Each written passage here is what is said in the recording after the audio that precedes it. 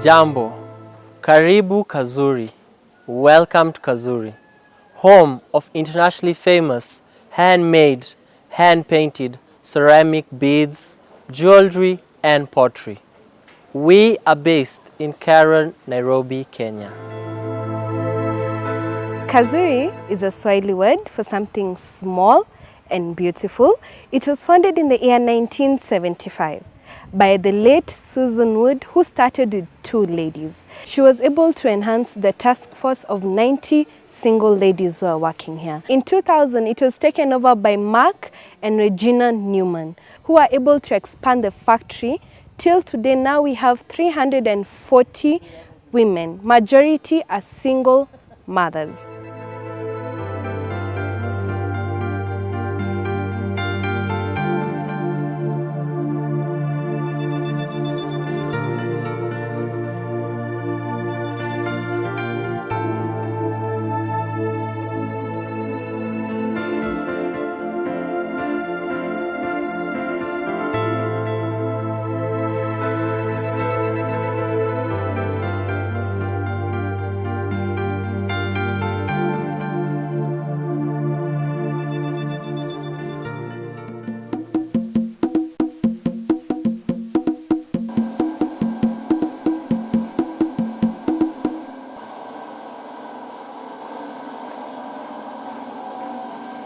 The clay that is brought in is broken down into small pieces and placed into bags.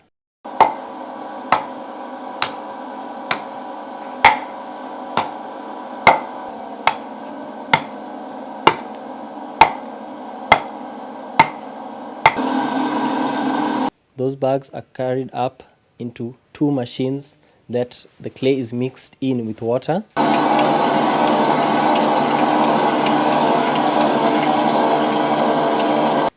And filtered out to remove impurities such as sand, rock, gravel.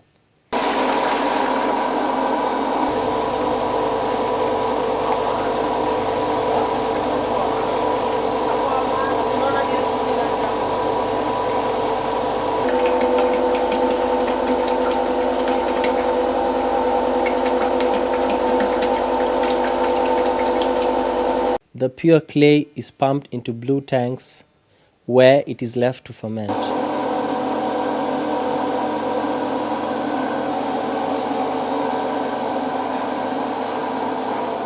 After a period of 6 days, the clay is pumped out using an air pump that presses the clay into filter presses.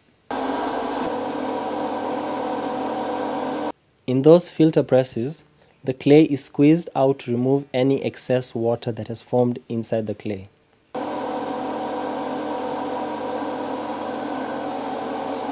After which, the clay is removed in form of a slab that is 2 inches thick and 32 kilos in weight.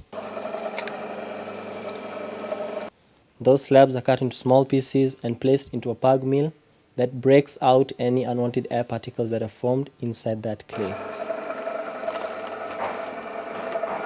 The end result of the clay is a softer and more easier clay to mold with.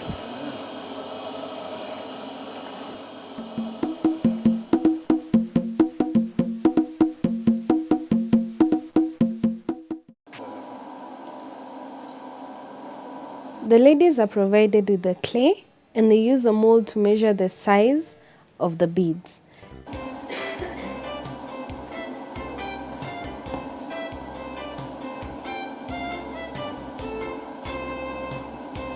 They use their hands to make the various sizes and shapes, and they use a needle to pierce through to make a hole.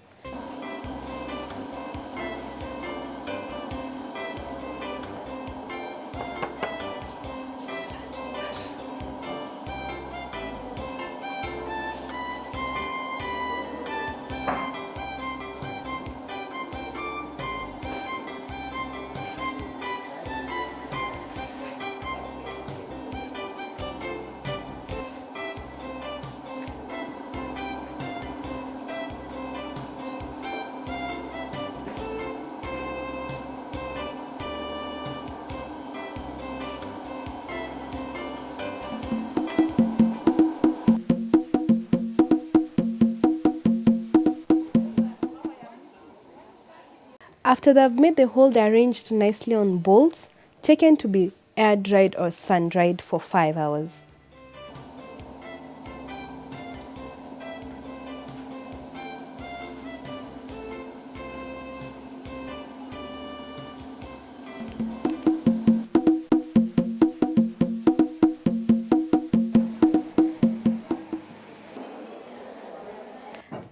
After 5 hours, they are taken or loaded inside a kiln to be fired at 1000 degrees centigrade for 8 hours.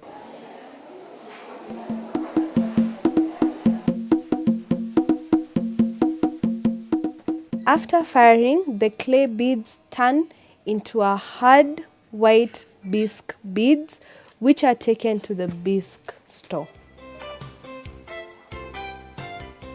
The bisque beads are measured using a template and counted manually.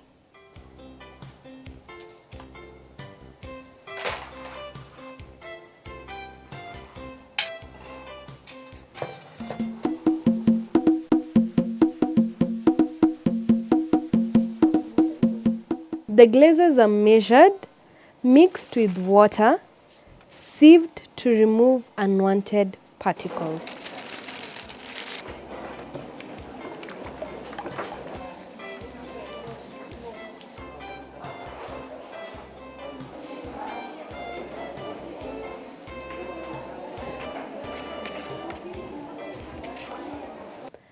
The beads are glazed and various patterns and designs are painted on them.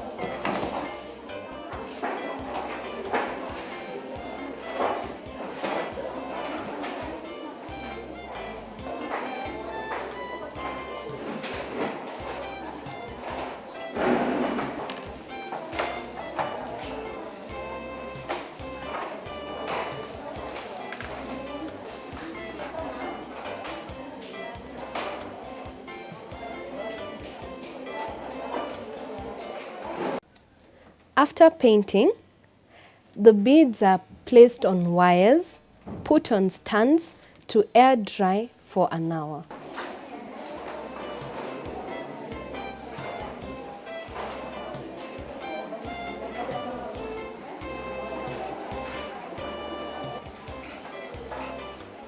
After air drying, the beads are taken to a kiln for firing.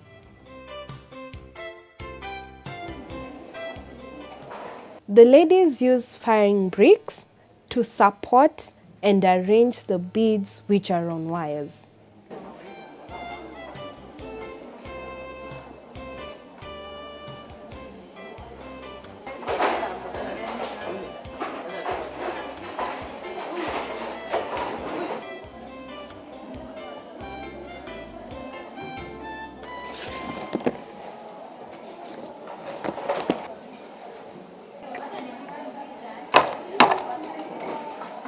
The beads are left to fire for 8 hours at 1000 degrees centigrade.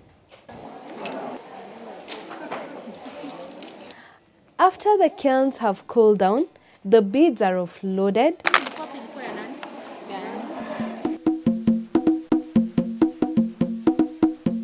taken for counting and quality control.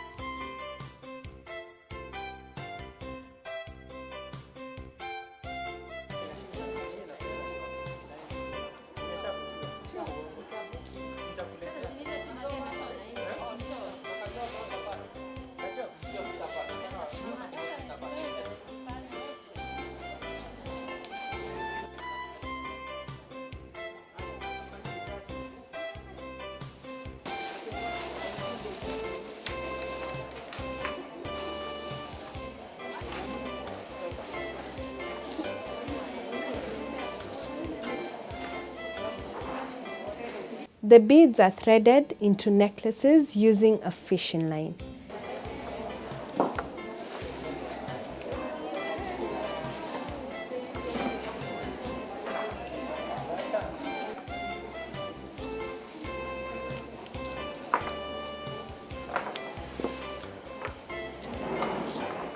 Then they are measured, checked for quality, and clasped.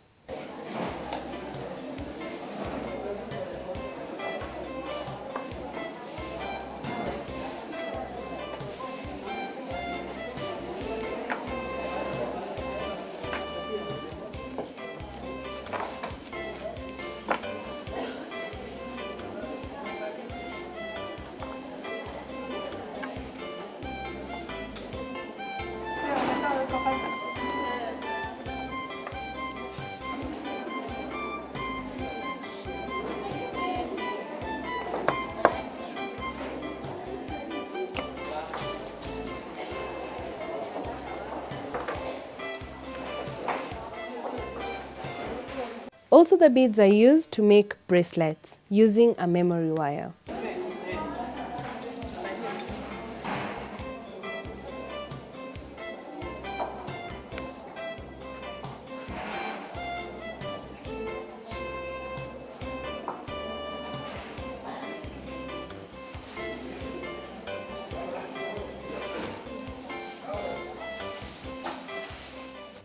A wire is inserted through the beads, coiled nicely and hooked to make the earrings.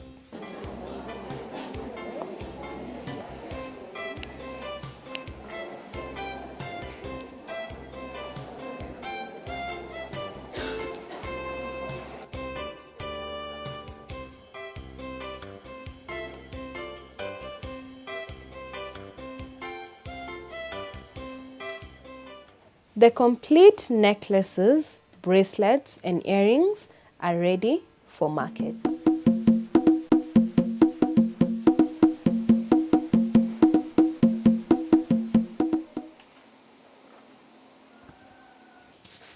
After the clay has gone through the processing, making, painting, and firing, the end products are sold locally and the rest are exported abroad.